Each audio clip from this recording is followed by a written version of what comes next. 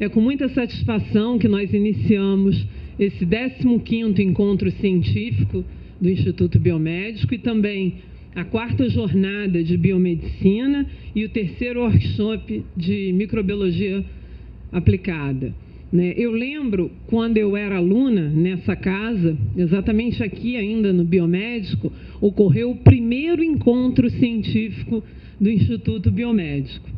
Então, é realmente um prazer muito grande ver que, ao longo desses anos, o evento se tornou uma tradição dessa casa, no início nem com tanta regularidade, e agora realmente com essa regularidade de 2 em 2 anos, e não só isso, ampliou com a jornada de biomedicina e com o workshop da microbiologia, que envolve também a pós-graduação, que naquela época nós não tínhamos uma pós-graduação, e nem o curso de biomedicina, que também nasceu nesse tempo.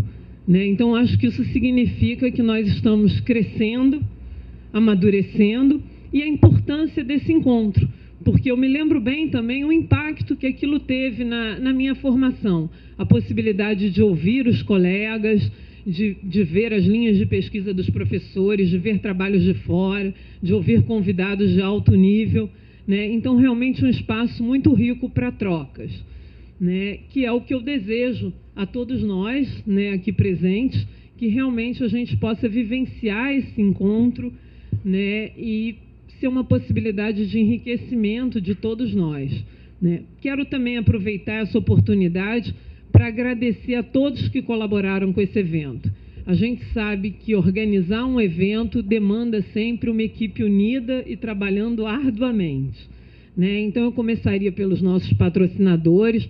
Quero agradecer a FAPERJ, a PROEX, PROPLAN, a FEC, ao Grupo GEM, Elsevier, a Espectro e a Upgrade, que deram um apoio importante para nós.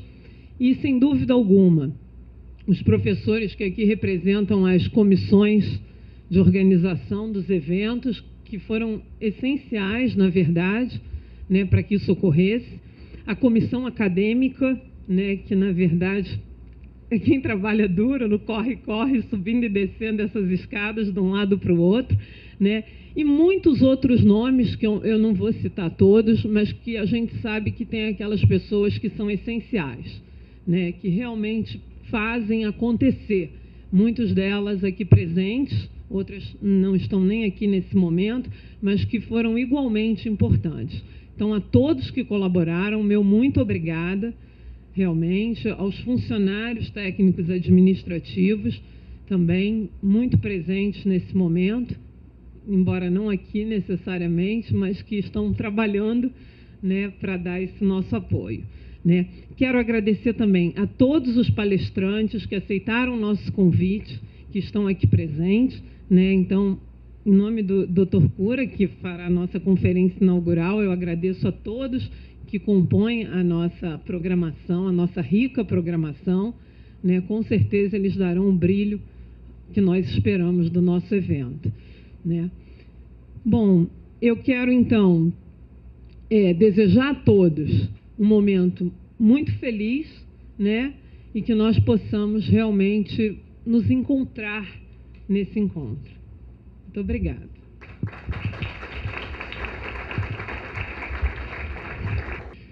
O professor Roberto, sabendo que já tinha uma viagem marcada, assim que recebeu o convite para esse evento, para esse evento acadêmico, sem dúvida nenhuma, conversando comigo, me pediu: Heitor, não deixe de ir, porque é a presença do reitor da universidade, e hoje, por essa coincidência, eu sou o reitor da universidade em exercício.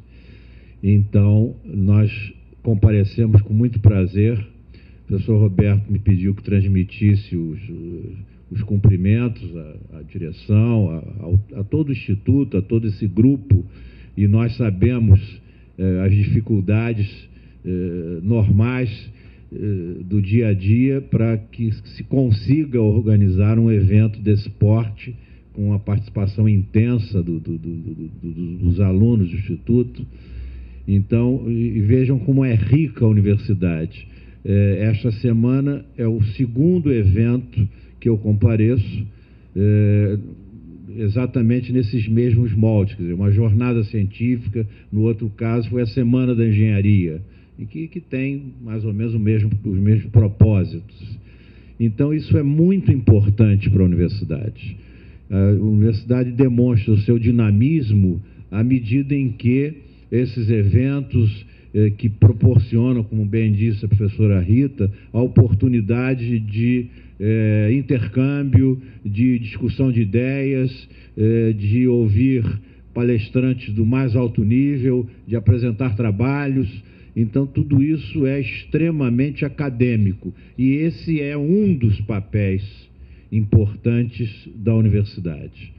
Então, eu não quero me alongar, e, na verdade, a presença aqui foi no sentido de prestigiar efetivamente um evento que já é tradicional, que o Instituto Biomédico realiza a cada 2 anos, e, portanto, desejar um amplo sucesso, professora Rita, sua equipe e a todos aqui presentes, um amplo sucesso no decorrer deste evento, que, sem dúvida nenhuma, mais uma vez marcará a atuação e a presença do Instituto Biomédico dentro do cenário da nossa universidade.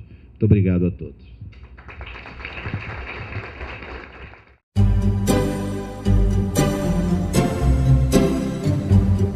Bom, eu gostaria então de dar início à nossa conferência de abertura, e eu tenho a grande satisfação de apresentar o Dr. José Rodrigues Cura, né?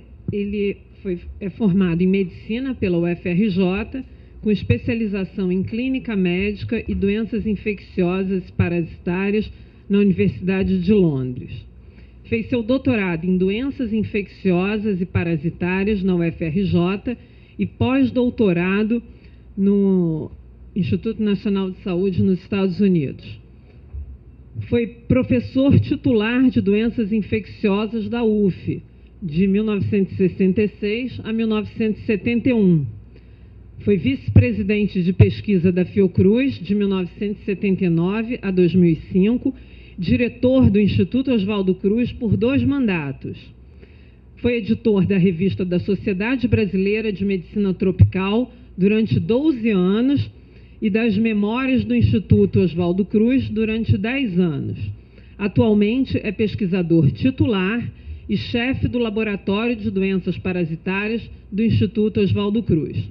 Dr. Cura, é um enorme prazer tê-lo aqui conosco. Seja muito bem-vindo. Me sinto muito bem aqui, onde eu fui professor da área aplicada, mais da área aplicada, no Hospital Antônio Pedro, de 66 a 71. Posso até dizer que aqui eu me tornei professor. Foi o meu primeiro cargo de professor titular.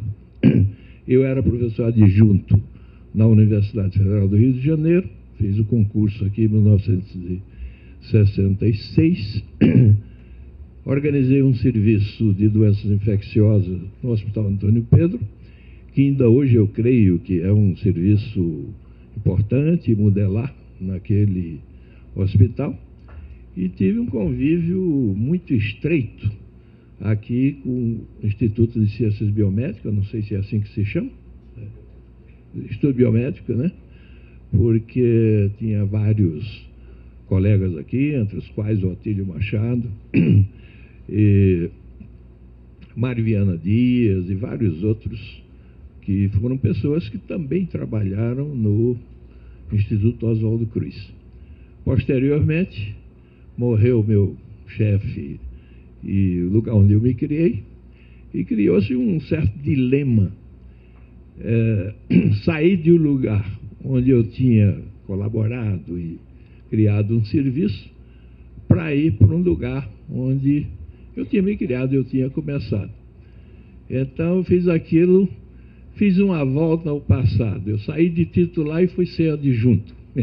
Assumi o cargo de professor adjunto, porque senão ia ficar, de certo modo, acéfala a cadeira lá, e posteriormente me tornei titular de doenças infecciosas e parasitárias na Universidade Federal do Rio de Janeiro.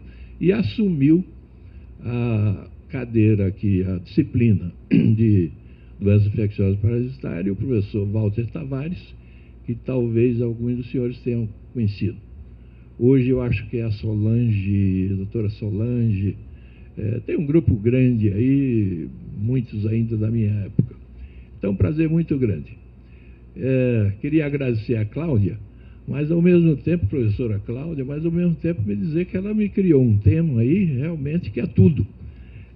Endemias, epidemias e pandemias. Então, a minha alternativa, para dar uma noção global a vocês, é fazer primeiro uma parte conceitual e dar alguns exemplos dessas entidades. Algumas dão um pouquinho mais de detalhe e outras apenas mencionar, dizer os mecanismos de transmissão, etc. Conceituar para vocês, na realidade, esse conjunto, endemia, epidemia e pandemia, é uma questão de tempo, espaço e população, que forma a epidemiologia. Vou falar das doenças infecciosas, porque há também a endemia não infecciosa. Há eventos que não são infecciosos, mas eu vou me basear particularmente naquilo que eu lido todos os dias. Então, na realidade, é tempo, espaço e população, que é a própria definição da epidemiologia. Então, a endemia é a existência de uma doença que ocorre de forma regular e contínua em uma população ou região com pequenas variações anuais, né? Eu daria como exemplo, que eu vou falar depois, um pouquinho mais de detalhe, a esquistossomose. A esquistossomose incide, e eu dou aí o exemplo de um lugar, para começar pelo espaço, né? Incide no Vale do Rio Doce, estado de Minas Gerais, e em vários estados brasileiros. E por que não? Em vários países do mundo. Mas ela ocorre de uma forma regular. Não é uma doença aguda, tem uma fase aguda da doença, uma doença crônica, mas que há poucas variações anuais. Ou melhor, a incidência, ou seja, os casos novos, são sempre aproximadamente os mesmos a cada ano. Já a epidemia é o contrário. Então, aquilo funciona em picos, né? Em picos. Então, se definia, é o aumento de uma doença, além do limite esperado, em uma população ou região, acometendo simultaneamente várias pessoas em uma determinada população ou região. Exemplo, ocorreu uma epidemia de meningite meningocócica no Rio de Janeiro em 1974. Tem N exemplos. Está ocorrendo uma epidemia de dengue, e aí eu estou localizando, porque pode ser localizado e pode ser um pouco mais amplo. Em Mato Grosso do Sul. Ou está ocorrendo epidemias em vários lugares do país do Brasil, em vários outros países ocorrem epidemias. Depois eu vou mostrar alguns gráficos mostrando que aqui são picos de doença que depois voltam a uma base. Ela pode se manter endêmica ou não, ou ela pode se silenciar durante um determinado período. E pandemia seria várias epidemias acometendo várias regiões e vários países ao mesmo tempo. Então, nós podíamos definir que é uma epidemia de uma determinada, uma pandemia, uma epidemia de uma determinada doença, que ocorre em vários países e continentes do mundo, entretanto, acometendo várias pessoas simultaneamente. Então, o exemplo que eu dei, houve uma epidemia de influenza H1N1 nos últimos 2 anos no Brasil. Até 2009, este ano ocorreram casos isolados. Então, isso é uma pandemia, na realidade, porque ocorreu em diversos países do mundo, matou muita gente. Depois, nos exemplos que nós vamos apresentar a seguir, vocês vão entender melhor. Vou falar de doenças por protozoários, dar exemplos de doenças por protozoários, doenças produzidas por helmintos, doença produzida por bactérias e por vírus, que são as mais frequentes e importantes. Primeiro eu gostaria de definir protozoários, depois o Otílio me corrige. São organismos, são organismos unicelulares. Eu estou falando porque eu estou falando para estudantes, né, na maioria. São organismos unicelulares, eucariotas, isto é, providos de um núcleo e, em geral, de outras organelas, como mitocôndrias, lisossomas, entre outros. A doença de Chagas é uma delas. É uma doença endêmica, produzida pelo Trypanosoma cruzi, um protozoário flagelado transmitido ao homem por triatomínios dos gêneros Triatoma, Rhodnius e Panstrontius, principalmente, por transfusão de sangue, por via oral ou através de alimentos confirmados, alimentos contaminados, e por via congênita, pela placenta, através da placenta ou do canal do parto. A doença, e eu estou fazendo aqui uma homenagem a Carlos Chagas, foi descoberta no Brasil por Carlos Chagas em 1909. O ano passado foi o seu centenário, o centenário da descoberta. É endêmica em toda a América Latina, onde existem de 12 a 15 milhões, isso há muita controvérsia sobre isso, sobre esses números, são estimativas, né? Pessoas infectadas e cerca de 75 a 90 milhões de pessoas expostas. Pessoas expostas são aquelas que têm possibilidade ou risco de adquirirem a doença. Os reservatórios e vetores do Trypanosoma cruzi se estendem do sul dos Estados Unidos até o sul do Chile e da Argentina. Portanto, toda a população que vive em contato com esse reservatório e com esses vetores são pessoas expostas à infecção. Há um detalhe aí que eu vou apenas acrescentar aqui para vocês, que ela é uma doença endêmica, mas ela pode ser epidêmica só numa circunstância, quando a contaminação é oral. Vocês devem ter ouvido falar aí, houve um surto de doença de Chagas aguda em Santa Catarina.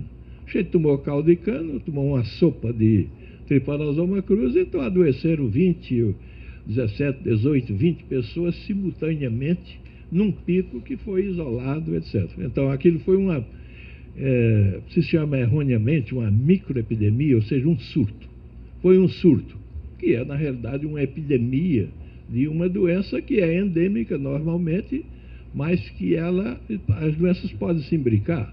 As doenças endêmicas podem ser surtos epidêmicos e as doenças epidêmicas podem ter surtos pandêmicos da doença, ou ter episódios pandêmicos. Apenas dar alguns exemplos em homenagem a Chagas. Isso é na época da descoberta, em 1909. Chagas começou a descobrir essa doença em 1908, em La Sance, em Minas Gerais. Ele encontrou triatomínios, barbeiros, ele chamava conorrinos naquela ocasião, que é o Panstrontius megistus, e ele foi chamado a atenção por um engenheiro da estrada de ferro que havia esses insetos que sugavam sangue da população à noite, saía para sugar sangue. E ele, como um protozoologista, um homem que conhecia muito bem, imaginou, olha, se ele está sugando sangue dos indivíduos, há uma possibilidade dele ter algum parasita. E examinou o intestino e encontrou o que ele chamava de critídeas, que são os epimastigotas que nós chamamos hoje em dia. E então disse, olha, deve haver uma doença humana. Se eles estão sugando o ser humano e tem esses parasitas no intestino, há um grande risco deles estarem transmitindo essa doença.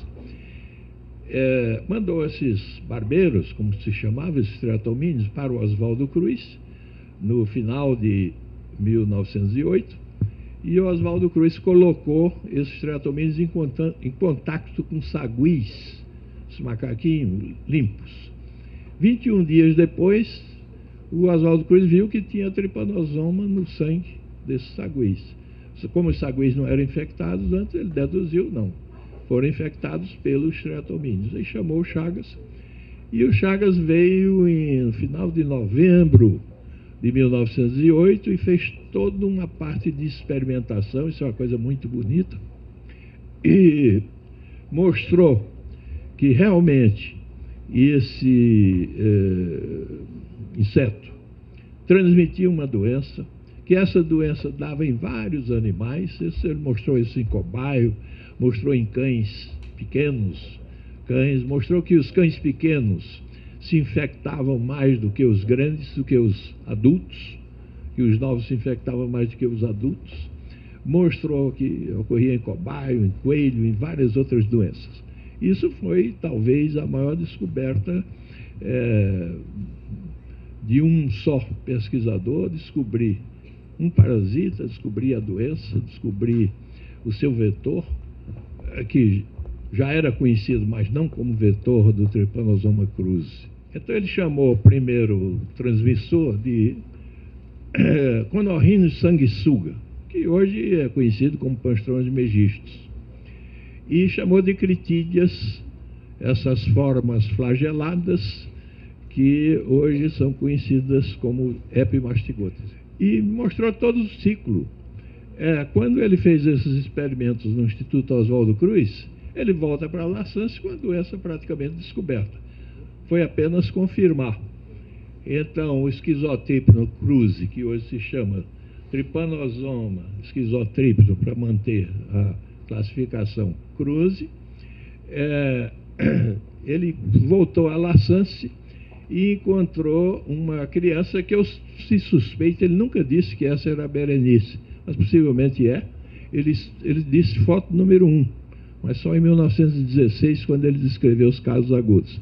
Na descrição original ele dizia Berenice, 2 anos de idade, etc, etc, etc. Então se supõe que seja essa, mas ele nunca relacionou esta foto, mas como foi a foto número 1, nós deduzimos que essa seja a Berenice. Posteriormente, aos 72 anos, a Berenice foi encontrada, tinha trypanosoma na corrente sanguínea, não tinha doença, metade desses infectados não adoece. Isso é um conceito muito importante que vocês devem ter entre infecção e doença. Praticamente todos nós somos infectados com o bacilo da tuberculose, mas eu espero que nenhum de nós esteja com tuberculose ou tenha tido tuberculose. Mas fomos infectados. Então, é uma infecção. Então, há 3 ciclos, na realidade, da doença de Chagas. Um ciclo silvestre, que é original, é enzooótico, entre os animais silvestres. Isso o Chagas viu bem. Em 1912, ele viu que o tatu era um reservatório e que esse tatu vivia com triatomíneos, etc. Então, que tinha um ciclo silvestre da doença. Aí, na realidade, hoje se sabe que há um intercâmbio entre o ciclo silvestre e o peridoméstico, que são os animais domésticos que vivem no peridomicílio e vivem com vetores peridomiciliados, e um ciclo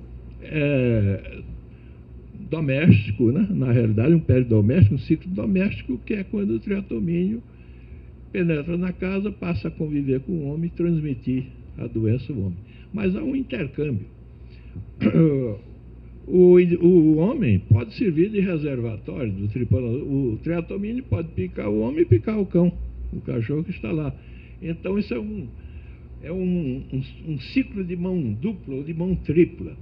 Quer dizer, o ciclo silvestre intercambia com o ciclo doméstico e, eventualmente, até com o ciclo peridoméstico, e, eventualmente, até com o ciclo doméstico, porque um triatomínio silvestre pode penetrar, ocorre isso muito aqui no estado do Rio de Janeiro, pode penetrar no domicílio e transmitir a doença acidentalmente no domicílio.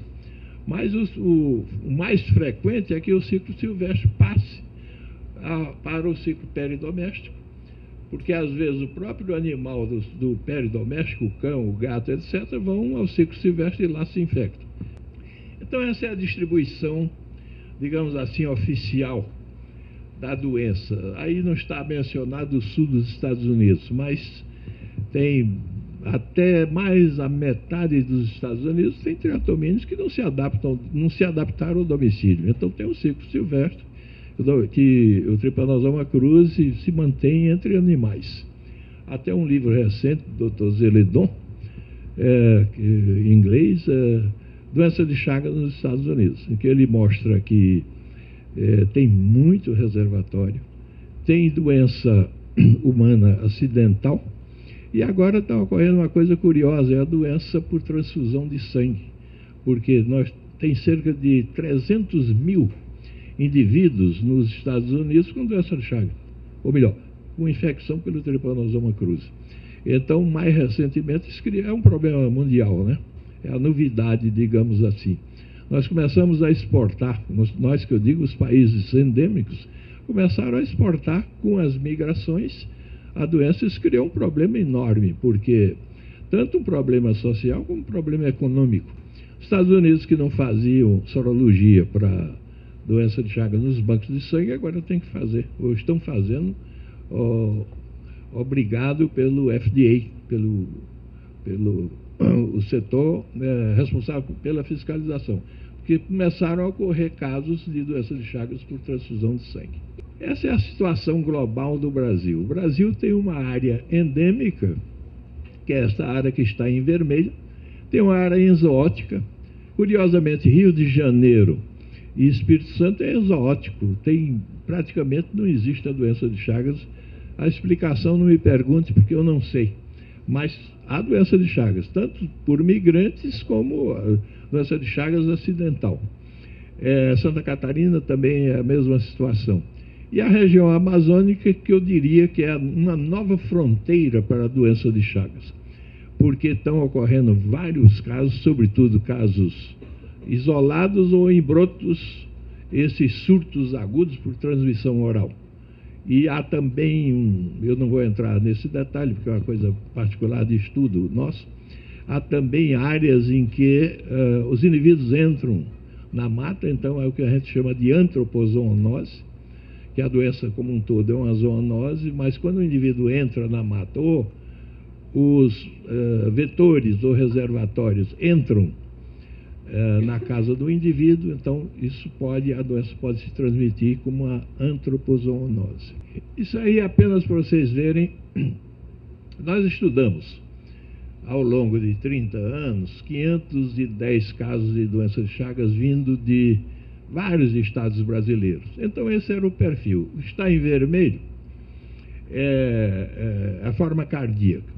O que está em tracejado é a forma indeterminada. A indeterminada é aqueles indivíduos que estão infectados, mas que não manifestam a doença clinicamente. Quando você vai a campo, essa situação se inverte. Você tem mais indivíduos com infecção sem doença do que indivíduo com cardiopatia ou com megas, que eu vou mostrar alguns exemplos aí para vocês. Você tem mais no campo. Por quê? Porque a doença está em evolução. Isso que eu estou lhes mostrando aí é o retrato da doença evoluída de pessoas que já vieram há longos anos de áreas endêmicas e que aí estava. Tem cerca de 50% de casos com a forma cardíaca, 30 e poucos casos com a forma indeterminada e 14, 15 casos com a forma digestiva. Então veja, esse é o Trypanosoma cruzi na sua fase sanguínea. Ele, durante a fase aguda, essa é a definição de fase aguda, é aquela que tem a presença do Trypanosoma no exame direto, é isso aí. É raro você ver isso aí. 4 Trypanosomas, isso é uma infecção agudíssima, agudizada por imunossupressão. A evolução, você tem uma parasitemia inicial, que é a partir dos 30 dias por ação de imunoglobulinas, IgM, IgG, começa a cair em torno de 60 dias. O indivíduo entra numa fase de latência crônica, essa forma indeterminada que nós chamamos, depois da fase aguda, e às vezes passa 10, 15 anos sem manifestação e vem a manifestar cardiopatia ou doença digestiva 10, 15 anos depois, ou não manifesta nunca, como foi o caso da primeira doente que o Chagas descreveu.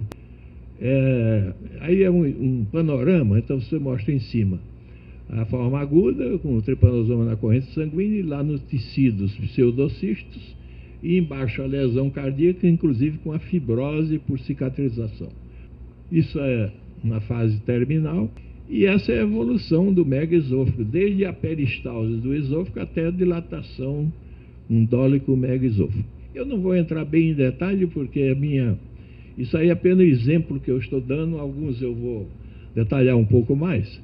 Outros, nós vamos apenas mencionar a parte de endemia, epidemia ou pandemia. Isso é o exemplo máximo de um megacólon chagásico, de uma pessoa que morreu subitamente por cardiopatia chagásica.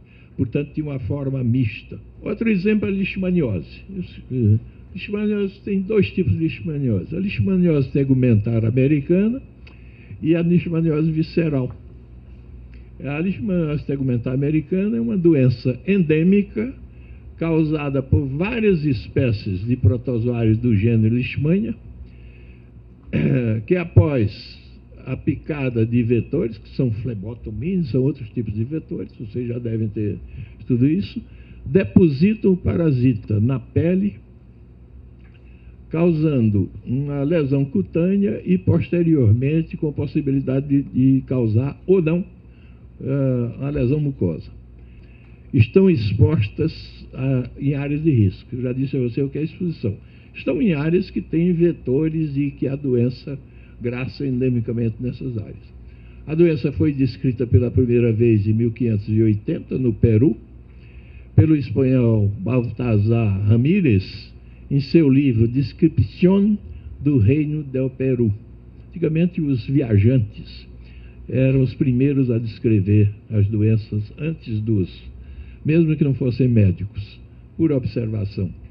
A leishmaniose visceral Calazar, também uma doença endêmica, produzida pela Leishmania chagas, na América Latina. Você vê como varia de área para área, de espaço para espaço, pela Leishmania infanto, no Oriente Médio, Ásia e Norte da África, e pela Leishmania donovani, na Índia, Sudão, Bangladesh, China, Nepal, as quais se transmitem por flebotomia, flebótomos. Vocês já devem ter aprendido isso com nosso colega e amigo, do gênero leucemia nas Américas, do gênero flebótomos no Velho Mundo.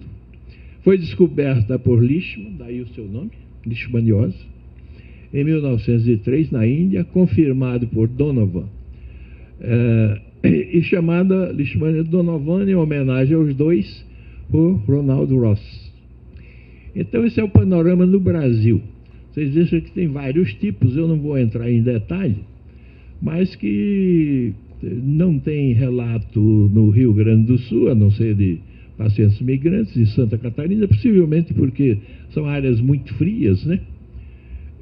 E não aparece, mas ela se concentra, ela se dissemina por todo o Brasil. Vocês estão vendo ali um vazio, um pouco vazio na Amazônia, mas é mais por falta de estudos do que por ausência da doença. Também ela, como a doença de Chagas, tem os 3 ciclos.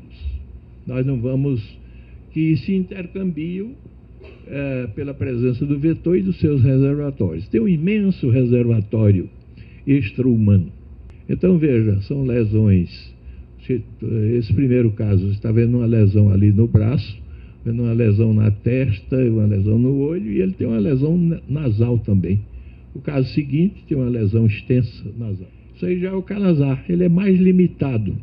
Agora, tem uma situação muito interessante, é que ele está se urbanizando no Brasil. Quando nós começamos a estudar Calazar, ele era dos rincões lá do Ceará, um pouco aí no Vale do Rio Doce. Hoje você tem Calazar em São João do Meriti, no Rio de Janeiro, você tem Calazar em São Paulo, você tem Calazar em Belo Horizonte, você tem Calazar, hoje Teresina é uma zona endêmica de Calazar. A cidade de Teresina, vi muitos casos lá.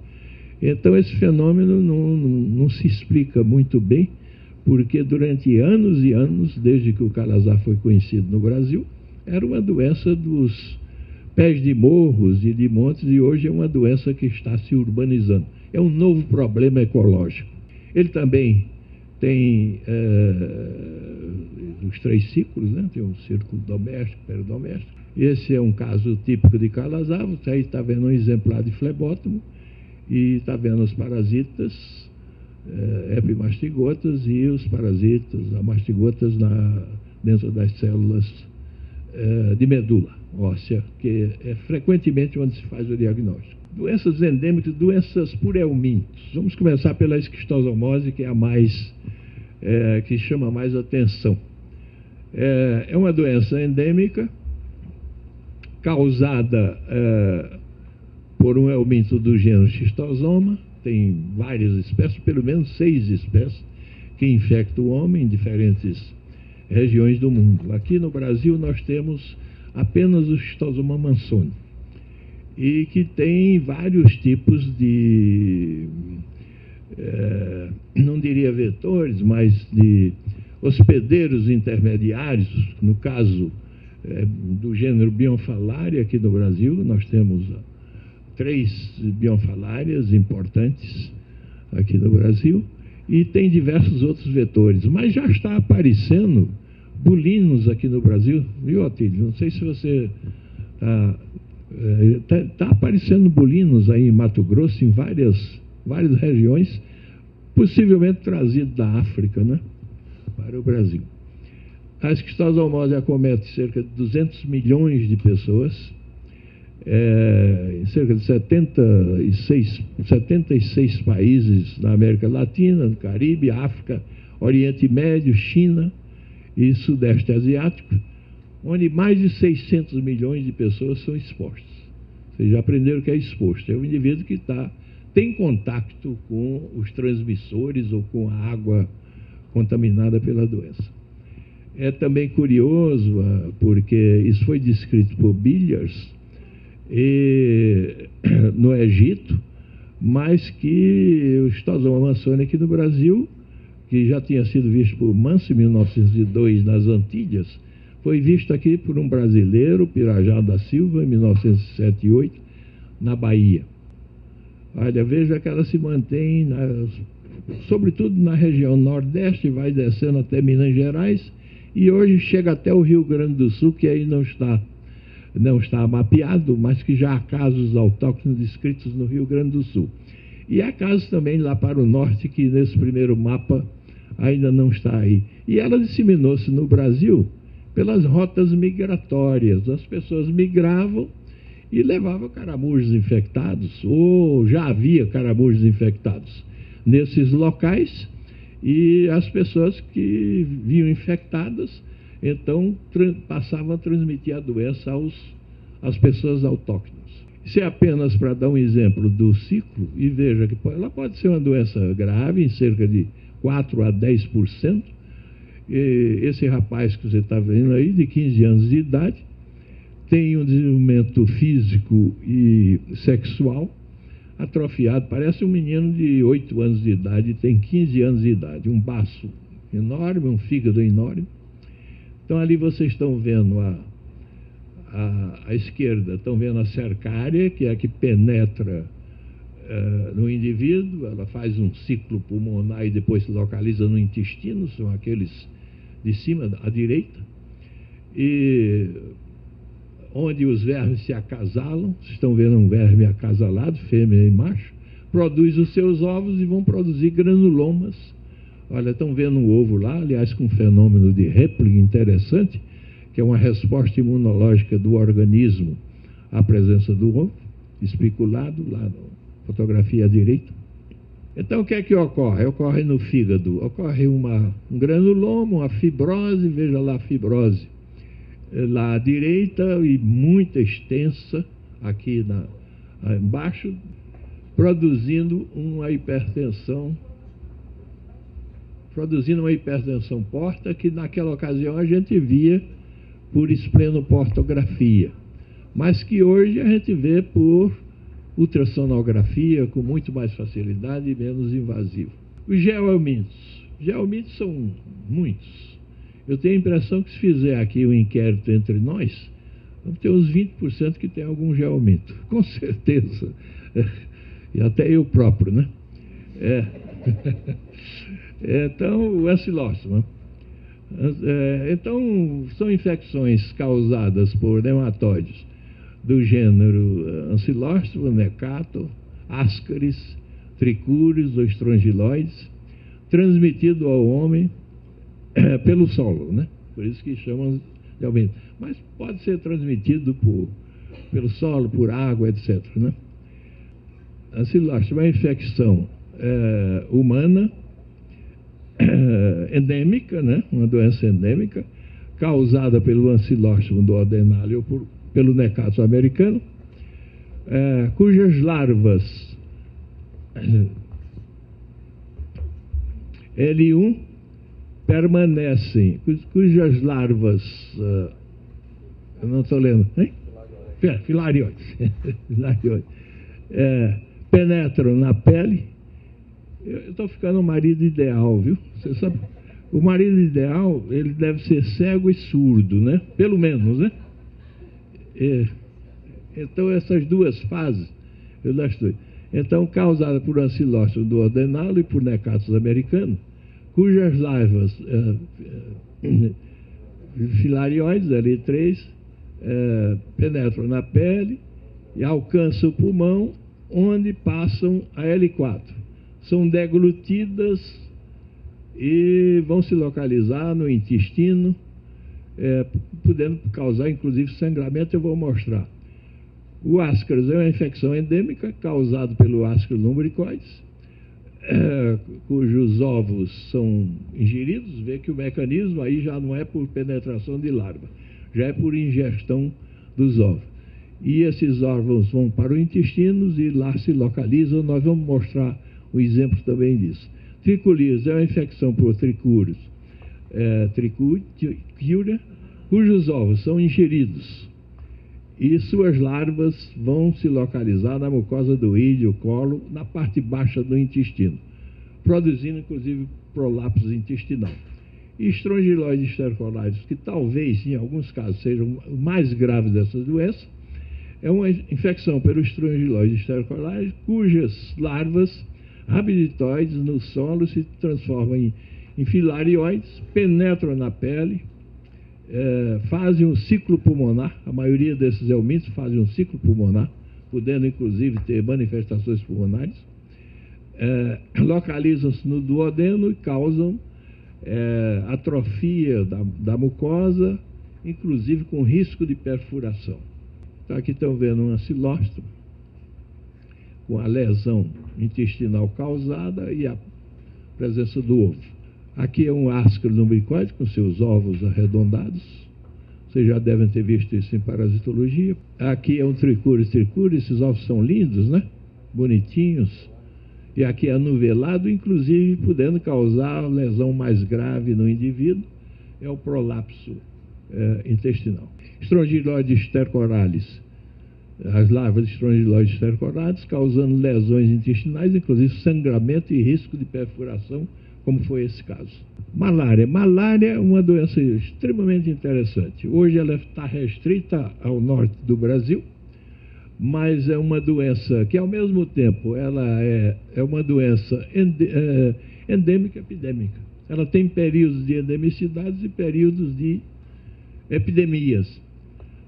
Na maioria, é uma doença endêmica epidêmica causada por um plasmódio da espécie Plasmodium falciparum, vivax e malária e ovale, mas esta última espécie é inexistente no Brasil, que se transmite entre os seres humanos por mosquitos do gênero Anopheles, principalmente pelo Anopheles darlinge. É uma doença endêmica epidêmica, como já foi dito, ou seja, uma forma de transmissão de endemia e epidemia, de acordo com a região, com o período do ano. Ela pode ser considerada estável ou instável. Quando ela é estável é porque ela ocorre em populações que estão sempre expostas, e ela é instável em populações recentemente expostas.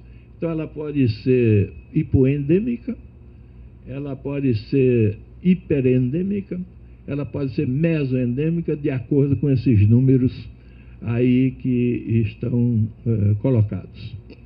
É conhecida desde a mais remota antiguidade, 3.500 a 5.000 anos. Os papiros de Ebers do Egito já falava claramente da malária. Hipócrates conhecia muito bem a malária. Ainda hoje ocorre cerca de 500 milhões de casos anos, com a mortalidade de 1 milhão de casos em 88 países do mundo. De modo que é uma doença extremamente importante. Vejo aí um Anopheles darlinge picando um indivíduo, depois há o ciclo no mosquito, isso é uma exflagelação no estômago do mosquito. Então o elemento macho fertiliza a fêmea, ele evolui até o esporozoito, né? que é injetado no indivíduo. Veja, essa é a região endêmica da malária no Brasil, com áreas de maior ou menor concentração. Isso aqui é um cisto no fígado, né? Sobretudo no vívax, e isso aqui é a forma sanguínea. Veja o que eu lhes disse. Isso é uma evolução da doença no Brasil. Então ela foi não crescendo, mas às vezes ela faz um pico epidêmico. Às vezes aqui por intervenção no seu controle é uma baixa e depois ela volta a subir novamente. Doença por bactéria, né? Doença meningocócica. Eu estou dando apenas alguns exemplos. É impossível você falar de endemia, epidemia e pandemia, porque nós teríamos que falar de 150, pelo menos 150 diferentes doenças. A doença meningocócica é uma doença que produz a meningite, ou meningite meningocócica, uma doença epidêmica causada pela Neisseria meningitis, que se transmite de pessoa a pessoa por gotículas salivares. Quer dizer, é a transmissão direta, não precisa vetor. Penetra por via oral ou respiratória, atinge as meninges e o sistema nervoso central e dissemina-se pelo organismo sob a forma de sepsemia. Vocês veem sempre no jornal, está havendo agora mesmo está havendo uma epidemia de meningite meningocócica na Bahia, morreram tantas pessoas, etc. E tal. Existem 13 grupos de meningococo, mas na realidade o A, B e C são os principais e os que circulam no Brasil com maior frequência.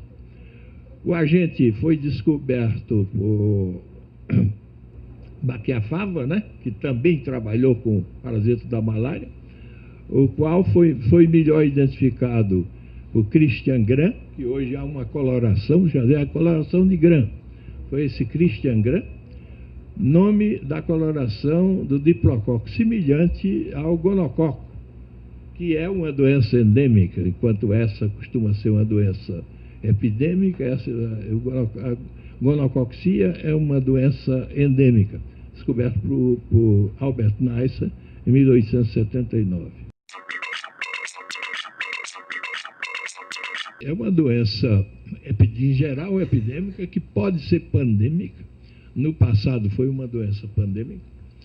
É uma zoonose, é uma doença basicamente de animais silvestres, sobretudo de roedores silvestres, que muitas vezes esse roedor silvestre invade o domicílio, sobretudo no período de carência alimentar.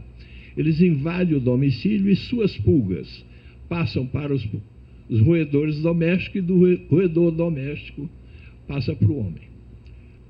Então veja, ela se distribui no Nordeste brasileiro, desce e vem até aqui Friburgo, aqui na Serra dos Órgãos, onde tem um foco crônico, que ele chama de peste enterrada, ou que de tempos em tempos há um surto de peste bubônica naquela região, com poucos casos, uma meia dúzia de casos, mas é uma epidemia. Até 2 casos pode ser uma epidemia. Uma doença que não exista numa região, se ocorrer em 2 casos, pode ser considerada uma epidemia. Tem um ciclo bastante complexo, sendo o principal a transmissão direta de pulga para o homem, do roedor para o homem. Pode ocorrer raramente, um pouco mais raramente, do roedor silvestre direto para o homem, quando ele entra na mata, mas normalmente é o roedor doméstico que transmite pela pulga. E pode haver a transmissão quando a peste é pulmonar, você tem a peste bubônica e a peste pulmonar. Quer dizer, quando ela comete o pulmão, você pode transmitir de pessoa a pessoa. Nós tivemos a oportunidade de acompanhar um surto que houve aí entre Friburgo e Teresópolis, muito interessante, que era uma família de circenses, pessoas que trabalhavam em circo, que por razões, certamente, entrou na casa ou no palco onde eles dormiam e se manifestavam, algum roedor infectado e contaminou 6 pessoas de uma mesma família. E nós conseguimos ver peste bubônica, peste pulmonar e a chamada peste silenciosa, que a pessoa tem a sorologia positiva para a doença, inclusive presença do bacilo, e não tem a doença. Quer dizer, é uma variação individual bastante grande. E vejam como a peste bubônica funciona. Aqui é um surto e, de repente, é um silêncio. Aqui é outro surto, de repente, é um silêncio. E há uma coisa interessante, há muita coisa que os espíritas talvez saibam interpretar melhor do que eu. A chamada peste telúrica. Se ocorre uma epidemia, um país epidêmico de peste é o Irã. E o Brasil, aqui em Garanhuns, também é epidêmico. Todas as vezes que ocorre uma epidemia de peste no Irã, ocorre em Garanhuns. Por quê? Alguém que gosta de espiritismo, me explique. Ele chama a peste telúrica. Há muita coisa que não se conhece. Por exemplo, se há 100 anos atrás alguém dissesse para vocês, olha, tem um aparelhinho que a gente põe aqui e que a pessoa está falando em Londres, e a gente está ouvindo aqui e vendo a pessoa, você dizia, isso é negócio de espiritismo, né? Mas hoje nós sabemos que não é. Então, alguma coisa, é claro que não é o bacilo da peste, que vem lá do Irã para cá. É alguma coisa climática, alguma coisa ecológica, digamos assim, que faz com que se desencadeie a doença num lugar e, ao mesmo tempo, no outro lugar. Alguma coisa em comum. Exemplo de pandemia por bactéria. Nós falamos em endemia, falamos em epidemia, vamos falar um pouco de epidemia. Cólera, por exemplo. Cólera é uma doença diarreica aguda, causada pelo Vibrio cólera, que tem 2 tipos. Tem o O1 e tem o Eltor, que parece que é um pouco mais brando, e que se transmite ao homem por água ou por alimentos contaminados.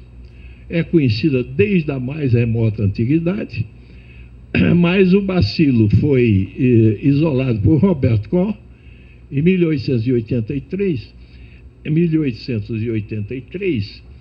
e, na realidade, o chamado pai da epidemiologia, que foi o John Snow, descreveu isso muito bem. Hoje ele é conhecido o protótipo da epidemiologia no Rio Thames, em Londres.